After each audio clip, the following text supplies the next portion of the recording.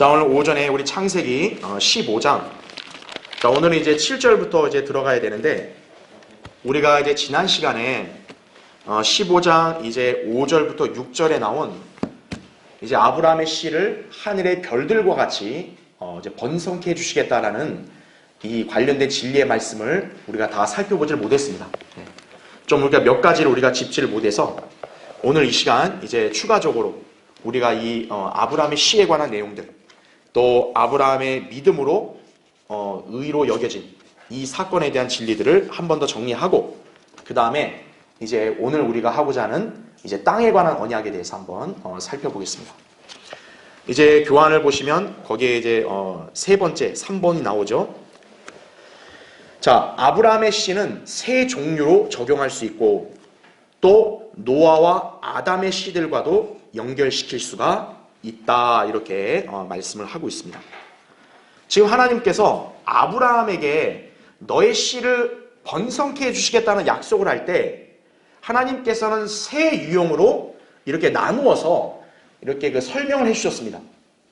그냥 씨를 뭐 하늘의 별들 아니면 뭐 바닷가의 모래처럼 그냥 번성케 해주겠다, 이렇게 한 말씀만 반복해도 될 텐데, 하나님께서는 아브라함의 씨의 번성을 약속할 때 유독 세 유형으로 나눠서 설명했단 말이에요. 그렇죠? 자, 우리는 그 이유를 압니다. 왜냐하면 아브라함의 자손은 유대인만 있는 게 아니기 때문에 그런 거죠. 그렇죠? 그리고 또 흥미로운 게 뭐냐면, 세 유형은 성경에서도 굉장히 여러 가지 용례가 많죠. 우리 하나님도 삼위일체시잖아요. 세 인격이 있으시잖아요. 그렇죠? 인간도 삼중성이 있잖아요. 아브라함의 씨도 세 유형으로 나눠지고요. 또 노아와 아담의 씨도 세 유형으로 나눠진다 이거죠. 그래서 이 씨에 관한 이 내용들을 볼 때 연관성이 있다는 거예요. 아브라함과 노아와 또 이렇게 그 아담과도 연결시킬 수 있다는 거죠. 자, 그럼 어떻게 연결시키냐? 먼저 거기 괄호 1번 보세요. 땅의 티끌. 아브라함의 육신적인 아들인 이스마엘의 후손들을 가리킨다고 제가 예전에 한번 언급을 했죠. 창세기 13장 16절에. 그래서 이거는 노아의 아들인 함에 비견될 수 있고, 아담의 아들인 카인에 연결된다고 하겠다 이거죠. 그 다음에 괄호 2번 바다의 모래. 자, 이것은 아브라함의 약속의 자손인 이삭과 그 이후에 야곱에게서 나오는 이스라엘 민족이고, 창세기 32장 12절, 열왕기상 4장 21절에 나오죠. 노아의 아들 중에서는 야펫, 아담의 아들 중에서는 셋과 비견될 수 있다 이거죠. 그 다음에 괄호 3번 하늘의 별들, 그리스도의 모형인 이삭에게서 나오는 영적인 자손이고, 그래서 창세기 26장 4절에 보면 이제 하나님이 이삭에게 씨의 번성을 약속할 때는 하늘의 별들이란 말을 붙입니다. 왜냐하면 바로 이삭이 그리스도의 모형이고, 그렇죠? 바로 그 그리스도에게서 이제 그리스도인들이 나오기 때문에 이 하늘의 별들은 영적 자손들을 가리키는 거니까 이삭의 씨에 관해서 하나님께서는 이 용어를 붙인 거예요. 하지만 야곱에게는 하늘의 별들이란 말을 붙여요, 안 붙여요? 안 붙입니다. 왜죠? 야곱은 순수한 물리적인 이스라엘을 대표하기 때문에 영적 자손과는 무관하다는 얘기죠. 그래서 야곱에게는 하늘의 별들이란 말을 붙이지 않고 오히려 땅의 티끌, 바다의 모래, 즉 육신적인 자손이다라는 것을 강조하고 있는 것이에요. 그래서 이 하늘의 별들, 노아의 아들 중에서는 셈과 연관되어 있고, 아담의 아들 중에서는 아벨과 비견될 수 있다, 이렇게 설명을 했습니다. 자, 그래서 한 번 더 이렇게 다시 한번 좀 연관성을 이렇게 정리하면,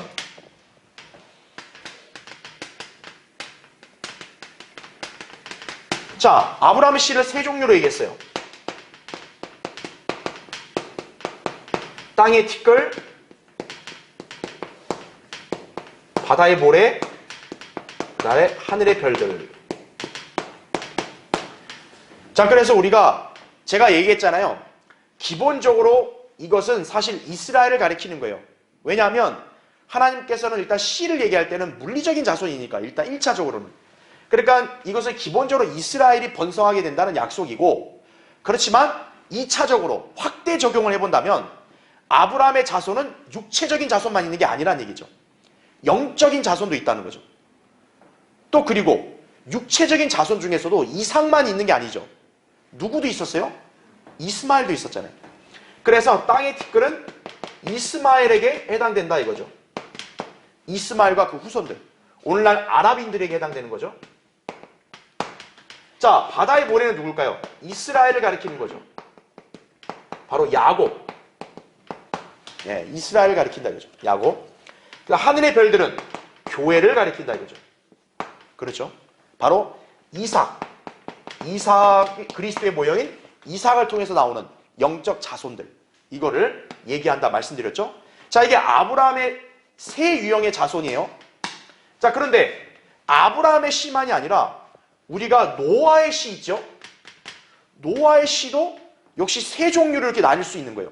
흥미롭게도 연결이 된다는 거죠. 노아는 누구냐? 자, 일단 우리가 이 성격을 잘 봐야 돼요. 땅의 티끌은 이스마엘이잖아요. 이스마엘은 어떻게 보면 하나님께서 계획 안에 있고 약속을 한 자녀가 아니죠. 그냥 순수하게 육신적인 자녀죠. 자, 그러면 노아의 세 아들 중에서도 어떻게 보면 이제 하나님의 뜻과 좀 이렇게 멀리 있는 그런 아들이 누구 있습니까? 함이죠. 함. 그렇죠. 어떻게 보면 비슷한 거죠. 예. 다 육신과 연관 있는 사람들인 거예요. 자, 그럼 두 번째. 이번에는 하늘의 별들을 보겠습니다. 하늘의 별들. 자, 이거는 굉장히 영적인 의미가 강하죠. 그렇죠? 그래서 우리가 노아의 세 아들, 셈, 함, 야펫 중에서 영적인 복을 받은 자녀가 누굽니까? 셈이죠. 셈은 하늘의 별들과 어떻게 보면 연결될 수 있겠죠. 그럼 나머지 야펫은 누구겠어요? 당연히 바다의 모래겠죠. 그렇죠. 예. 그러니까 육체적인 자손이지만 어떻게 보면 하나님의 계획과 가까이 있는 그런 자손인 거니까. 그렇죠? 예. 이렇게 연결될 수 있겠죠. 자, 그 다음에 아담은, 자, 아담의 자손을 생각해 보세요. 제일 우리가 잘 알고 있는 인물, 카인과 아벨이죠. 근데 아벨은 어떤 인물이에요? 하나님 앞에서 올바른 예배를 드린, 제사를 지낸 사람이죠. 영적인 사람이죠. 아벨은 예수 그리스도의 예표니까. 그래서 그리스도의 모형인 이삭과 어울리니까. 그래서 아담의 아들인 아벨은 하늘의 별들과 연결될 수 있겠죠. 반면에 카인은 어떻겠어요? 순수하게 완전히 육신적이죠. 그냥 카인은. 그럼 나머지는 누굴까요? 아벨이 카인에게 죽임당하고 나서 하나님께서 여자의 씨가 어쨌든 나오게 해야 되잖아요. 그렇죠? 그럼 나오게 할 때 아벨을 대신해서 하나님은 아담과 이브에게 또 누굴 줬냐? 셋을 줬죠. 셋. 자, 이렇게 연결될 수가 있다. 이렇게 여러분 이해하시면 됩니다. 네. 그러니까 이 하나님께서 이렇게 역사하시는 방법이 참으로 놀랍게 다 조화가 이루어지는 거예요. 예. 여러분 그렇게 이해하시면 됩니다. 자, 네 번째 보세요. 아브라함이 주를 믿으니 6절에 이렇게 나오죠. 하나님께서 씨에 관한 약속을 하시자 아브라함은 주를 믿었고 하나님께서는 그 믿음을 그에게 의로 여기셨다 이거죠. 이것은 아브라함이 믿음을 통해 의를 얻는 사건으로서 행함이 없이 오직 믿음으로 말미암아 은혜를 통해 주어지는 신약적인 구원의 위대한 모형이다라는 거죠. 그래서 바울이 로마서 4장 또 갈라디아서 3장에서 우리가 아브라함의 영적 자손이라 했을 때 이거를 인용했단 말이에요. 바울은. 씨에 관한 약속을 하니까 아브라함이 그대로 단순히 믿었어요. 그러니까 하나님은 그 믿음을 의로 여겨줬죠. 바로 우리가 구원받은 것도 그 믿음과 유사하다라는 거죠. 예.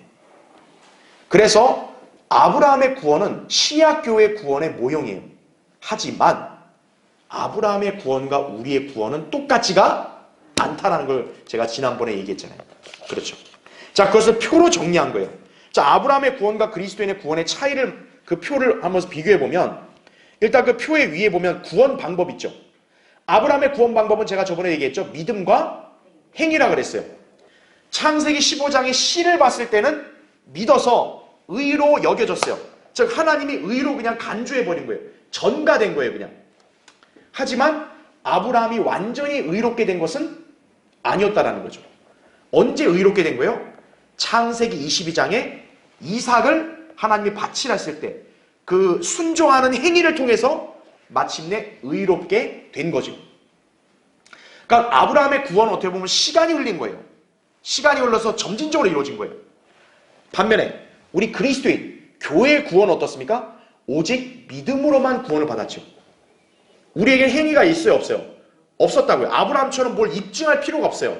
예수 그리스도가 완성을 해놨기 때문에 그냥 믿음만으로 우리는 단번에 의로 여겨질 뿐만 아니라 의롭게 된 거죠, 우리는. 그래서 우리의 구원은 영원히 보장이 되는 거예요. 왜요? 우리는 행위가 들어가지 않았기 때문에 우리 행위로 구원이 영향을 받질 않는 거예요. 만약에 우리가 행위로 구원받았다면 분명히 우리 행위 때문에 구원이 영향이 갈 수가 있어요. 하지만 우리는 행위로 애당초 구원받은 적이 없기 때문에 우리가 어떤 행위를 하든 한 번 받은 구원은 영원히 보장이 되는 거다라는 얘기죠. 그러니까 아브라함의 구원과 교회의 구원은 질적인 면에서 완전히 차이가 다른 거예요. 자, 그러면 그 증거가 뭐냐? 여러분 그 표의 맨 아래를 보세요. 죽음 이후에 그 향방이 다른 거예요. 아브라함은 죽어서 어디로 갔죠? 낙원. 그 낙원이 어디에 있었어요? 지하 낙원에 있었다고요. 누가복음 16장에 그 부자와 나사로 얘기 때 부자가 죽어서 지옥 갔더니 반대편에 아브라함이 있던 걸 봤잖아요. 그렇죠. 그러니까 아브라함은 하늘나라로 갈 수가 없었던 거예요. 그렇죠. 바로 우리 그리스도인의 구원과 다른 거죠. 우리는 어때요? 구원받은 그리스도인은 죽으면 다 어디로 가는 거예요? 셋째 하늘로 올라가는 거죠. 그러니까 아브라함과 우리는 다르다고요. 그 다음에 그 계속 도표를 보세요. 자, 믿는 내용. 지금 아브라함은 여러분 여기 피의 속죄를 믿었어요? 안 믿었어요? 피의 속죄 아무 관계 없어요. 아브라함은 단지 뭐만 믿은 거예요? 너 씨를 하늘의 별들과 같이 해주겠다. 그 한 가지만 믿은 거예요. 하지만 우리는 뭘 믿었죠? 예수 그리스도의 죽음, 장사, 부활을 믿었잖아요. 믿는 내용도 아브라함과 우린 다르다고요. 근데 일반 이 개신교회들, 특히 언약신약을 믿는 개신교회들은 어떻게 한 거예요? 아, 아브라함도 예수님을 바라보고 구원받다. 이런 헛소리를 하고 있는 거예요. 이 구원의 모형을 모르니까. 그렇죠? 그 다음에 가장 중요한 것. 아브라함과 그리스도인의 내적 변화가 완전히 달라요. 자, 아브라함은 거듭났어요? 거듭나지 않았어요? 거듭나질 않았어요. 거듭나지 않았기 때문에 하늘나라로 못 가고 지하낙원으로 간 거죠. 우리는 죽은 영이 살아났죠. 에베소 2장에 나온 말씀대로. 거듭난 거죠. 그 다음에 아브라함은 영적 할례를 받았어요? 받지 않았어요? 받지 않았다고요. 하지만 우리는 그리스도의 할례를 받았다고요. 믿는 순간. 그래서 우리 죄의 몸과 혼이 분리가 됐잖아요. 골로새서 2장 11절. 그 다음에 더 중요한 거. 아브라함은 그리스도의 몸 안에 들어간 적이 있어 없어요? 없죠. 우리는 예수 그리스도를 믿는 순간 그리스도의 몸 안으로 들어갔잖아요. 완전히 다르다고요. 자, 이건 우리가 저번에도 한번 했었던 적이 있었기 때문에 이렇게 도표로 간단하게 요약 정리를 하고 우리가 살펴본 것이. 자, 이제 맨 밑에 5번째 보세요. 한편 본문에 나오는 영적인 씨는 팔레스타인 땅을 유업으로 받는 것과는 아무런 관계도 없다 이거죠. 이것은 그 씨에 관한 말씀이 언급될 때 할례가 주어지기 이전이라는 점에서 명백하다는 거죠. 제가 이건 지난주에도 한번 언급했어요. 지금 씨에 관한 말을 할 때 아브라함은 그대로 믿었고 하나님은 의로 여겼잖아요. 할례가 나와요, 안 나와요? 안 나오죠. 예. 그러니까 왜요? 영적 자손인 교회는 육체적 할례와는 무관하다라는 거죠. 자, 땅에 관한 유업을 주장할 수 있는 부류는 할례를 받은 이스라엘 민족뿐이다 이거죠. 이 땅에 관한 언약을 씨에 관한 언약과 구분해야 되는 이유가 뭐냐? 이제 우리가 살펴볼 게 바로 이거예요. 땅에 관한 언약을 하나님이 아브라함에게 줬을 때는 아브라함은 그걸 그대로 믿질 않고 표적을 요구합니다. 정말 하나님 저한테 이 땅 줄 거예요? 증거를 주세요. 이렇게 요구해요. 아브라함은. 벌써 어때요? 아브라함의 태도가 씨에 관한 언약을 받을 때와 완전히 다르죠. 바로 뭐냐면 이 언약을 받는 대상이 다르다는 것을 암시해주고 있는 거예요. 그리고 창세기 17장을 우리가 나중에 보겠지만 이제 마침내 하나님이 아브라함과 언약을 공식적으로 맺으면서 할례를 표적으로 줍니다. 그 할례는 누가 받는 거예요? 오직 이스라엘 남자 아이들만 받는 거예요. 할례를. 창세기 17장에. 자, 근데 그 할례를 얘기하면서 하나님은 뭘 약속했냐? 땅을 약속합니다. 아브라함에게 네 씨에게 할례를 주라고 하면서요. 그런 다음에 뭘 약속하냐면 네 씨에게 이 땅을 주겠다고 말합니다.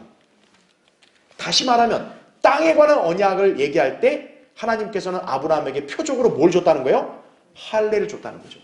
증거. 그러니까 증거를 가진 그 사람만이 그 약속의 대상이 되는 거죠. 그러니까 그 증거를 가진 사람은 누구밖에 없는 거예요? 아브라함의 육체적 자손이 이스라엘밖에 없는 거예요. 왜? 이스라엘만 할례를 받았으니까.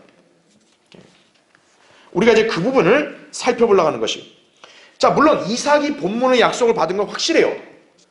우리가 기억해야 될 게, 그러면 창세기 17장에서만 그랬으니까 15장에 여기서 그러면 이삭에 관한 내용은, 그럼 이삭은 무관하겠네요? 그게 아니에요. 왜요? 어쨌든 이삭, 야곱으로 이어지니까. 이삭의 육신적인 개념에서는 이삭도 이 땅에 관한 약속은 해당이 되는 거예요. 왜? 어쨌든 자기 자손이니까. 하지만 이삭의 그리스도의 모형인 이삭으로 나오는 영적 자손과는 무관하다는 거죠. 그걸 우리가 구분할 수 있어야 돼요. 대다수의 교회들은 그걸 구분을 못해요. 그러니까 여기 창세기 15장을 갖고 이 카나안 땅, 팔레스타인 땅은 하나님이 이스라엘과의 관계를 끝냈으니까 영적 자손, 우리 교회 거다, 이렇게 주장하는 부류들이 있다는 거죠. 바로 카톨릭, 그리고 개신교회들이 그렇다는 거예요. 잘못됐다는 거죠.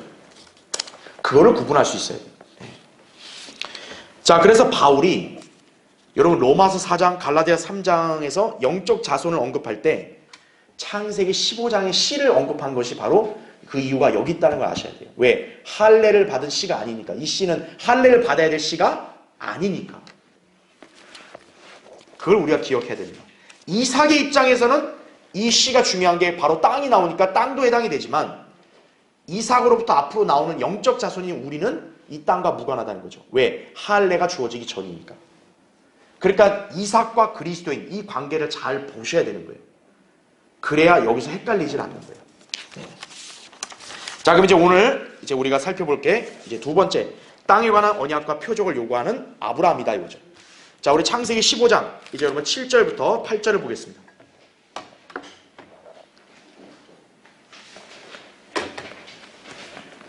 이제 오늘 나눠드린 교환도 같이 보시고요. 자, 15장 7절부터 8절. 주께서 그에게 말씀하시기를 나는 이 땅을 내게 주어 유업을 삼게 하려고 칼데아 우르에서 너를 불러온 주라 하시니, 그가 말씀드리기를 주 하나님이여 내가 이 땅을 유업으로 삼을 줄을 무엇으로 알리일까 하더라, 이렇게 말하죠. 자, 교환을 보세요. 첫 번째, 아브라함의 언약은 실제적인 땅의 영역을 다루고 있음을 주목하라 이거죠. 이 땅을 유업으로 얻을 씨는 아브라함의 육체적 자손인 누구요? 이스라엘이다라는 거죠. 자, 괄호 1번 보세요. 앞선 구절에서 아브라함의 영적인 씨에 관한 언급이 나왔다는 점을 근거로 본문의 이 땅에 관한 유업을 소위 영적 자손인 교회에게 주어졌다고 오해하는 경우가 있다 이거죠. 특히 후천년주의자들은 아브라함의 육체적 씨들이 팔레스타인 땅을 결코 차지하지 못하게 된다고 주장한다라는 거예요. 대표적으로 누구냐? 카톨릭이죠. 카톨릭은 자기들만이 유일한 교회라고 주장하고 하나님은 이스라엘과 관계를 끝내고 영적 이스라엘인 교회와 이제 관계를 맺었다. 그 교회가 바로 우리다라고 주장하는 거예요, 카톨릭이. 그리고 또 후천년주의를 신봉하는 개신교회들이 또 들고 일어나는 거죠. 아니다, 우리다 이거예요. 우리가 영적 이스라엘이다. 그래서 지금 이 이스라엘 땅 있잖아요.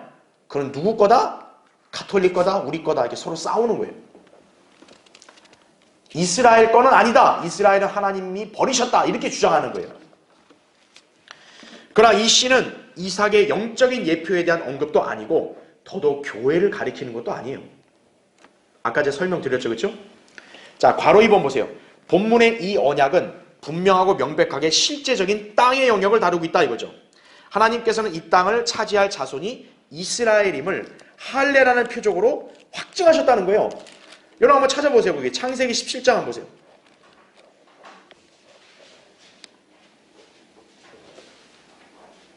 여러분 창세기 17장 거기 7절부터 보세요.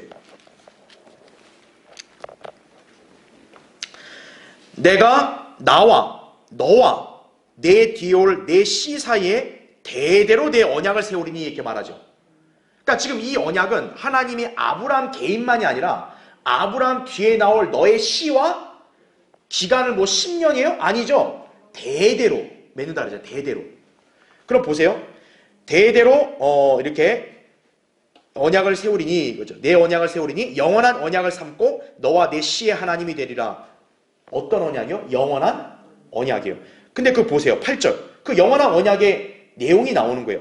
내가 너와 내 뒤에 올 내 씨에게 내가 타국인으로 있는 땅, 즉 카나안의 모든 땅을 주어 영원한 소유가 되게 하며 나는 그들의 하나님이 되고 되리라 하시니라 말하는 거죠. 아하, 이 영원한 언약이 정의가 나오죠. 바로 뭐예요? 카나안 땅 모두를 너 씨에게 영원히 준다 이거죠. 그러니까 이 언약은 영원하니까 도중에 이게 언약이 깨지거나 취소될 수 있어요? 없어요? 없다라는 거예요. 그러면서 거기 구절을 보세요. 또 하나님께서 아브라함에게 말씀하시기를 그러므로 너는 내 언약을 지키고 너와 내 뒤에 올 내 씨도 대대로 지키라. 이것이 나와 너희와 내 뒤에 올 내 씨 사이에 맺을 너희가 지켜야 할 나의 언약이니 너희 가운데 모든 사내 아이는 다 할례를 받을지니라 이렇게 말하는 거죠. 바로 뭐라는 거예요? 하나님께서 아브라함과 너의 씨와 이 땅에 관한 영원한 언약을 맺었으니 바로 그 언약에 따라 뭐를 받으라는 거예요? 할례를 받으라는 거죠. 그래야 어떻게 되는 거예요? 나중에 가서 팔레스타인 땅에 대해서 이게 누구 소유권이라고 얘기했을 때 이스라엘이 우리 거다라고 얘기할 수 있는 거예요. 왜? 땅의 주인 하나님이 우리 조상과 맺었다 이거예요. 증거가 뭐냐? 할례다 이거예요. 이렇게 얘기할 수 있다는 거죠. 그렇죠. 네. 바로 그것을 여기서 얘기하고 있는 것이다 이거죠. 자, 이제 괄호 3번을 그럼 보세요. 지금 이어지는 구절들을 보면 이 언약에는 신약이나 구약의 구원과 관련된 내용이 아니다라는 거죠. 이 언약은 하나님께서 실제적인 땅을 그의 씨에게 주시겠다는 영원한 언약이며 무조건적인 언약이다 이거죠. 네. 따라서 이 땅에 관한 언약은 어떤 형태로도 이렇게 무효가 되지를 않는다라고 여러분이 이해하시면 되는 거예요. 자, 그럼 이제 괄호 4번을 보세요. 씨에 관한 언약을 했을 때는 아브라함은 그대로 믿었어요.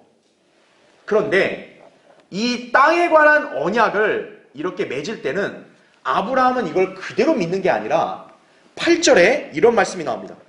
거기 보세요. 주 하나님이여 내가 이 땅을 유업으로 삼을 줄을 무엇으로 알리일까 하더라 이렇게 말하는 거죠. 그렇죠? 자, 여기서 아브라함은요 이전에 영적인 씨에 관한 약속을 받았을 때 그대로 믿은 것과 사뭇 다른 태도를 보이고 있다 이거죠. 다름 아닌 뭘 구하고 있어요? 표적을 구하고 있는 거예요. 표적. 그럼 여러분이 생각을 해봐야 돼요. 왜 아브라함은 씨에 관한 약속은 그대로 믿어놓고 왜 땅에 관한 언약은 그대로 안 믿었냐 이거예요. 표적을 요구했냐 이거예요. 바로 이 땅에 관한 언약은 아브라함의 자손들 중에 다른 유형의 자손이라는 걸 알려주는 거죠. 씨에 관한 약속을 왜 그대로 믿었냐? 그 씨는 바로 아브라함의 영적 자손이니까 영적 자손은 믿음으로 사는 사람들이니까. 반면에 땅에 관한 약속에서는 아브라함은 표적을 구하는 거예요. 증거를 구하는 거예요. 정말 이 약속을 지키실 거면 증거를 달라고 그러는 거예요. 아브라함은. 왜죠? 표적을 보고 믿는 아브라함의 자손들이 있기 때문에 그런 거예요. 그들이 바로 유대인들이라고요. 예. 출애굽기 4장과 고린도서 1장 22절에 나오고 있다는 거죠. 자, 그래서 밑에 거기 2번을 보세요. 두 번째. 주 하나님이여 내가 이 땅을 유업으로 삼을 줄을 무엇으로 알릴까? 이거죠. 무엇으로 알릴까? 8절에 이렇게 말하죠. 하나님께서는 이 질문에 답하심으로써 실질적인 의미에서 최초의 언약을 맺으셨다 이거죠. 그것은 바로 희생제와 또 제물로 바친 고기 사유로 지나간 불타는 등을 표적으로 주신 것이다 이거죠.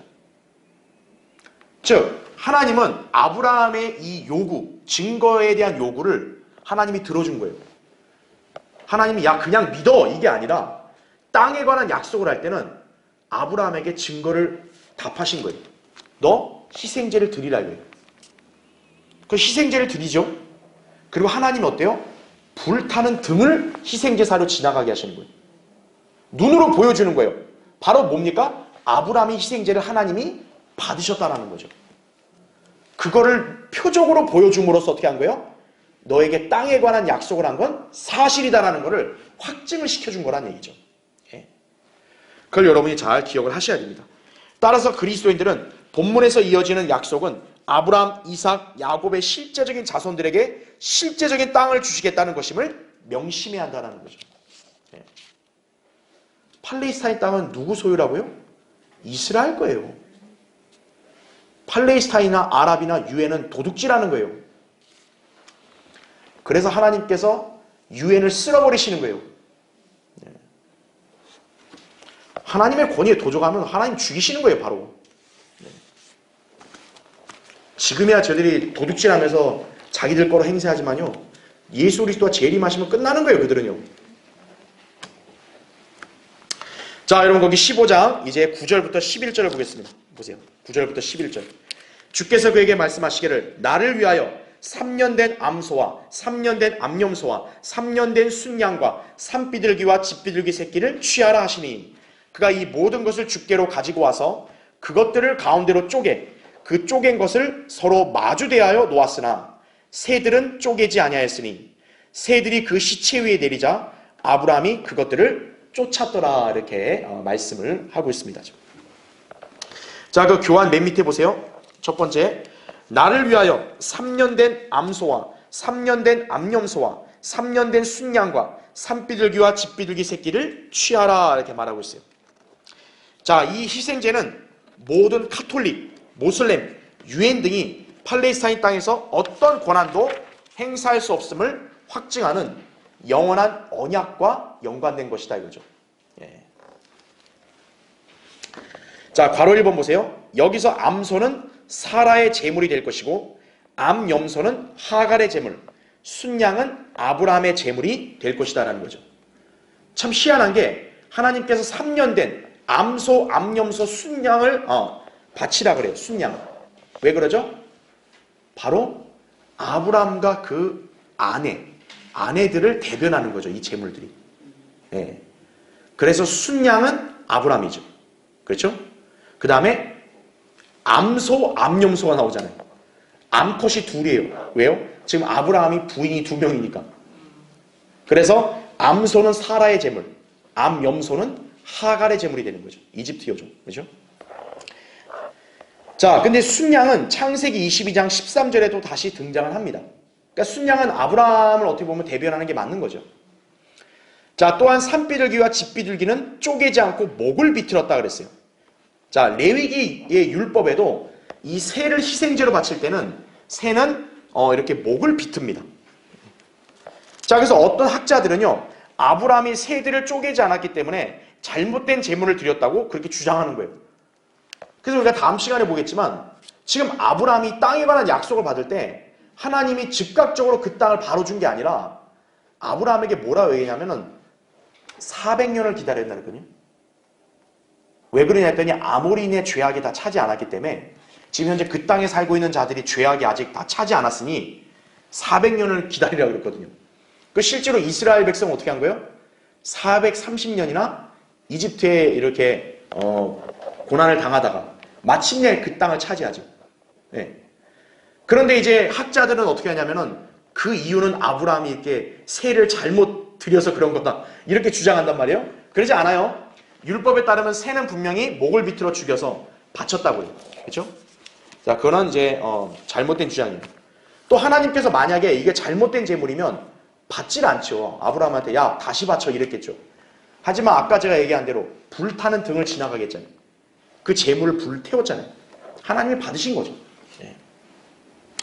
자, 그 다음에 괄호 2번을 보세요. 다만 여기에 어린 양이 빠져있죠. 희한한 거예요. 원래 율법의 희생제사에는 소, 염소, 어린 양 다 있어야 되는데 어린 양이 빠져있어요. 하지만 순양이 대신 나오죠. 그리고 우리가 창세기 22장 잘 알다시피 하나님께서 아브라함에게 이삭을 바치라 했단 말이에요. 그때 이삭을 어린 양으로 대변한단 말이에요. 하지만 결국 이삭은 안 죽었죠. 하나님이 순양을 또 대신 마련하셨잖아요. 네. 어떻게 보면 이제 그리스도의 모형인 거죠, 그게. 그렇죠? 자, 그 다음에 산비둘기, 집비둘기. 마리아가 드린 제물이었다, 이거죠.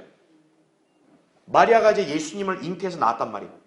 그리고 이제 누가복음 2장에 보면 그녀의 정결례를 위한 어떤 그런 제사를 산비둘기, 집비둘기로 드렸어요. 왜냐하면 여자가 출산을 하면 피를 쏟는 거기 때문에 성경에서는 그 피를 쏟는 거를 불결하다고 말한다. 그러니까 마리아는 불결했기 때문에 정결례를 드린 거예요. 그때 비둘기를 드렸죠. 산비둘기, 집비둘기를. 그리스도의 할례를 위해서 이 제물을 준비했다 이거죠. 그리고 불타는 등, 성령을 상징하죠. 여러 등, 불빛, 빛은 성령을 상징하잖아요. 또 염소, 레위기 16장에 이스라엘 민족 전체를 속죄하는 동물이 뭐냐? 속죄 염소거든요. 자, 그래서 제가 아까 이 동물들이 아브라함의 어떤 가족을 대변한다고도 했지만 또 다른 영적인 의미로 볼 때는 이 제물들은 어떻게 보면 이렇게 예수 그리스도와 다 연관되어 있는 그런 제물들임을 다시 한번 우리가 알 수 있는 거죠. 자, 어쨌든 이 희생제는 확실한 거다 이거죠. 자, 괄호 3번. 아브라함은 하나님께서 명하신 대로 희생제를 드렸고 주님은 그 희생제를 받으셨다 이거죠. 17절에 해가 져서 어두워졌는데 연기 나는 가마가 보이며 불타는 등이 쪼갠 고기 사이로 지나더라 이거죠. 이로써 아브라함에게 주신 이 땅에 관한 언약은 무조건적이며 절대적인 약속이라는 거죠. 예. 하나님께서 아브라함에게 증거를 딱 준 거죠. 이거는 너와 네 씨의 땅이다. 이렇게 얘기를 한 거예요. 그 다음에 이제 괄호 4번. 특히 아브라함은 새들이 그 희생제에 다가오자 즉시 쫓아버렸어요. 여러분 아까 우리 11절 읽었잖아요. 이제 희생제는 말 그대로 동물을 죽인 거 아니겠어요? 사체 아니에요. 그러니까 이 새들이 그 사체 쪽으로 온 거예요. 이게 쪼아 먹으려고. 그러니까 아브라함이 자기 희생제가 그 새들에게 손상당하면 안 되잖아요. 그러니까 쫓아버린 거죠. 자, 새들은 성경에서 누구를 상징하냐? 마귀들을 상징합니다. 즉 아브라함이 하나님께 바친 희생제물을 소위 마귀들이 그를 손상시키려고 한 거예요. 아브라함은 그것을 쫓아냈죠. 희생제물을 보호함으로써 자기와 가족을 보호한 셈이 된 거죠. 그렇죠? 예. 그렇게 이해하시면 됩니다. 자, 마지막 12절 한번 보세요. 거기 12절. 해가 질 때 아브라함이 깊은 잠에 빠졌는데 보라 큰 흑암의 공포가 그에게 내리더라 이렇게 말하고 있습니다. 자, 이제 교환 거기 2번을 보세요. 2번. 자, 12절 이 구절 있잖아요. 여러분이 이 구절을 그냥 아무렇지 않게 생각할 수 있는데 이거는 성경에서 굉장히 위대한 구절 중에 하나예요. 왜 그런 줄 아세요? 그냥 눈으로 보면 아브라함이 지금 잠에 들었다잖아요. 이게 뭐가 대단해요. 그게 아니라 이거는 뭐냐면요. 아브라함이 하나님께서 이와 영원한 언약을 지금 땅에 관한 언약을 맺었잖아요. 이 맺었을 때 지금 아브라함은 정신이 말짱하고 이게 맑은 상태에서 하나님과 무슨 이렇게 상의를 해가지고 맺은 게 아니라 깊은 잠에 빠져 몽롱한 상태, 아무것도 할 수 없는 상태에 있을 때 하나님이 그에게 일방적으로 지금 언약을 맺은 거란 얘기죠. 이게 우리가 보통 언약 하면 계약을 많이 생각한단 말이에요. 여러분 계약은 어떻게 맺어요? 계약하는 사람들 쌍방이 서로 이렇게 합의를 하는 거 아니겠어요? 지금 하나님께서 아브라함과 쌍방 간에 무슨 상의를 해가지고 맺은 게 아니라 아브라함은 지금 아예 깊은 잠에 빠져있는 상태에서 몽롱한 상태에서 하나님이 그냥 일방적으로 맺어버린 거예요. 언약을. 너 이 땅을 너의 시행에 그냥 줄게. 그렇게 아무 조건 없이 맺어버린 거란 얘기죠. 그래서 이 구절이 왜 위대하냐면 아브라함의 영원한 언약이 무조건적임을 증거하는 결정적인 구절이기 때문에 그런 거예요. 네. 자, 괄호 1번을 보세요. 지금 하나님께서는 아브라함이 깊은 잠에 빠져 어떤 방법이나 형태로도 반응할 수 없었을 때 이 영원한 언약을 맺으셨다라는 거죠. 자, 이것이 의미하는 바는 자, 그 괄호 1번 밑줄 친 거 보세요. 하나님께서 다루시는 이 실제적인 땅의 영역은 향후 구약과 신약에서 펼쳐질 어떤 문제와도 상관없이 너무 절대적이고 확실하다는 것이다 이거죠. 왜요? 아브라함의 의사와 상관없어요. 아브라함의 생각과 상관없어요. 아브라함 진짜 아무것도 못하는 그냥 잠에 빠진 그런 상태에 있을 때 그냥 하나님이 일방적으로 맺어놓은 거예요. 그러니까 이 언약은 어때요? 하나님이 거짓말하시는 분이 아니라면 이 언약은 절대적으로 영원하다는 얘기죠. 확실하다는 얘기죠. 향후에 아브라함과 그 가족 혹은 그 자손에게 뭔 일이 나도 이 언약은 절대로 취소되지 않는다는 거죠. 왜?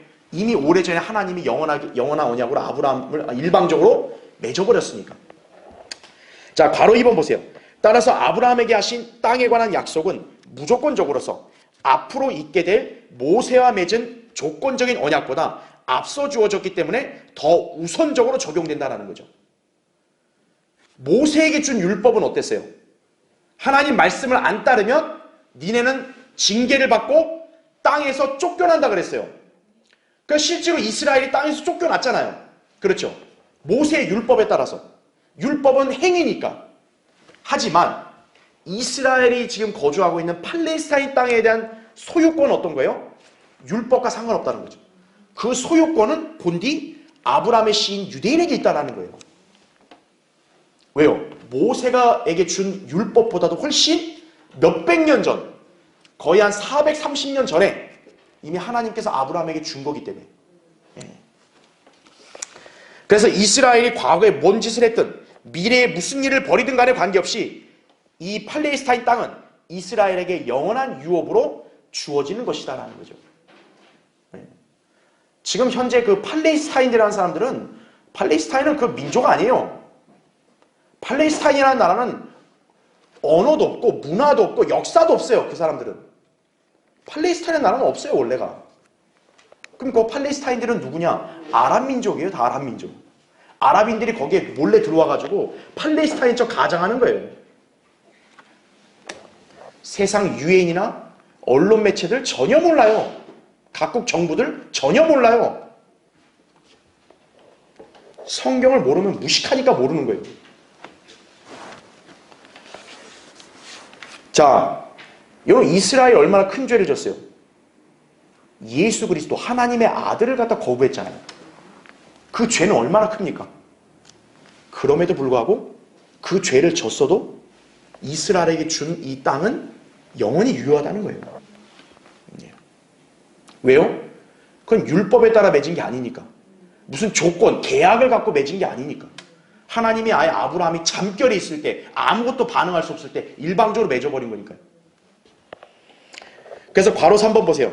그러다 보니까 본문은 유엔이나 교회 협의회, 카톨릭, 모슬림 등의 멸망을 결정하는 중대한 구절이라 할 수 있다 이거죠. 왜냐하면 이들은 이스라엘이 그 땅에 관한 권리가 없다고 주장하며 이스라엘을 대적하기 때문에 그런 거예요. 카톨릭이나 개신교회들 다 이스라엘을 갖다 적대시하죠. 그러니까 하나님께서는 그들을 다 쓸어버리시는 거예요. 지금 그들은 팔레스타인들이 그 땅의 주인이라고 우기잖아요. 유엔이 그렇게 하잖아요. 자, 하나님께서는 본문으로 이 땅에 관한 권리가 누구에게 있는지 이미 확증해 주신 거예요. 니네 게 아니야 이거예요. 아랍 민족 니네 거 아니야 이거예요. 카톨릭 니네 거 아니야 이거예요. 하나님께서는 이건 이스라엘 거야 이미 다 확증하신 거예요. 영원한 언약으로. 근데 그 하나님의 말씀을 무시한다? 결국 하나님께서 그들을 어떻게 하는 거예요? 한데 묶어서 다 멸망시켜버리시는 거예요. 전부 다. 그게 스파냐 3장 8절에 나온 거예요. 여러분 한 번 더 찾아볼게요. 예레미야 한번 찾아보세요. 예레미야 30장 보세요.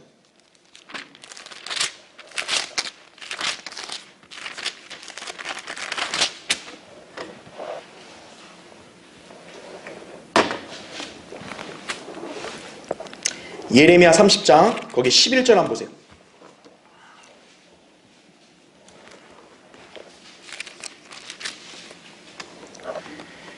예레미야 30장 11절에 주가 말하노라. 이는 내가 너와 함께 있어 너를 구원할 것이요 내가 너를 흩어버렸던 모든 민족들은 자 어떻게 한대요? 완전히 끝낼지라도 내가 너는 완전히 끝내지 아니할 것임이라. 그러나 내가 너를 공의로 바로잡으리니 너를 전혀 벌하지 않은 채 두지는 아니하리라 이거죠. 즉 이스라엘은 벌은 받아요. 하지만 하나님은 이스라엘과 절대 완전히 끝내질 않았다라는 거죠. 오히려 하나님은 누구랑 끝내는 거예요? 너희 이스라엘을 괴롭히고 너희를 흩어지게 했던 바로 이방 민족들 유엔을 하나님 끝장내버리시겠다는 거예요. 끝내버리신다는 거예요. 지금 전 세계는 다 반 이스라엘이잖아요. 반 유대주의고. 그렇죠? 자, 괄호 4번.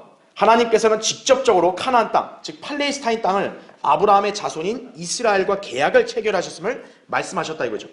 자, 거기 교환 보면 나오죠. 시편 105편 9절부터 11절이에요. 여러분 이 구절을 잘 기억하고 계세요. 이게 바로 뭐냐면 이스라엘이 바로 팔레스타인 땅의 주인이라는 것을 강력하게 입증하는 구절이에요. 하나님께서, 땅의 주인인 하나님께서 그거를 아브라함의 자손인 유대인들에게 줬다고 약속하는 거예요. 자, 거기 보세요. 이는 그가 아브라함과 하신 언약이며 이삭에게 하신 그의 맹세요. 또 같은 것을 야곱에게 율법으로, 이스라엘에게는 자 뭐로 확증했다고 그래요? 영원한 언약으로 확증하셨으니 이거예요. 말씀하시기를 내가 내게 가나안 땅 곧 너희 유업의 몫을 주리라 하셨더라 이렇게 말씀하는 거죠. 뭐가 더 필요해요? 뭐가? 아브라함, 이삭, 야곱으로 이어지죠? 영원한 언약으로 가나안 땅을 주겠다고 확증하신 거예요. 그래서 괄호 5번 보세요. 그러므로 이 언약에는 어떤 조건도 없다 이죠. 아브라함도 그의 씨도 이 언약을 이루기 위해서 어떠한 일을 할 필요가 없었던 거다 이거죠. 왜냐하면 이 언약은 율법이 주어지기 이전 은혜 아래에서 주어졌기 때문에 그런 거다 이거죠. 그러니까 은혜 아래에서 주어진 거는 은혜 아래에서 유지가 되는 거죠. 계속. 네. 시도되는 게 없죠. 그렇죠? 자, 다음 시간에 계속 이어서 하겠습니다.